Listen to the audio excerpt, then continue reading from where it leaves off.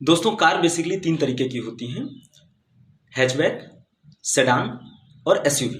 आजकल मार्केट में और भी ऑप्शंस हैं: micro SUV, crossover, MPV, etcetera etcetera.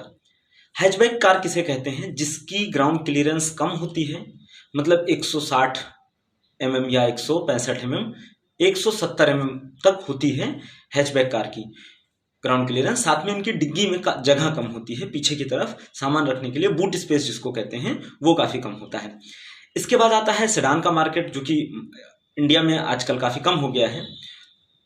Sedan थोड़ी सी लंबी होती है देखने में और इसकी डिग्गी बड़ी होती है भी बिल्कुल हैचबैक की तरीके से है। कुछ गाड़ियां ऐसी हैं जिनमें केवल डिग्गी बना जोड़ करके उसको सेडान बना दिया गया, जैसे टियागो में डिग्गी बढ़ा करके टिगोर कर दिया गया, स्विफ्ट में डिग्गी बढ़ा करके डिजायर कर दिया गया। तो इस तरीके से सेडान और हैचबैक कार के में केवल डिग्गी का अंतर होता है, बाकी ग्राउंड क्लियरेंस वगैरह सारी चीजें सेम होती हैं।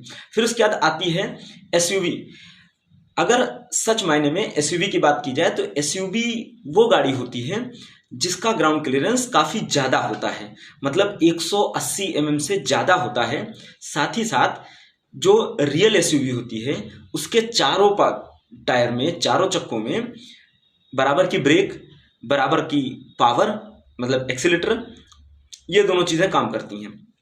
अगर इस तरीके से है तो इसका मतलब वो ट्रू एसयूवी है। लेकिन आजकल क्रेटा हो गई, आपकी महिंद्रा में मराजो है, डिजायर है, महिंद्रा में मराजो है और बोलेरो है, इन सबको भी एसयूवी के नाम पे बेचा जाता है।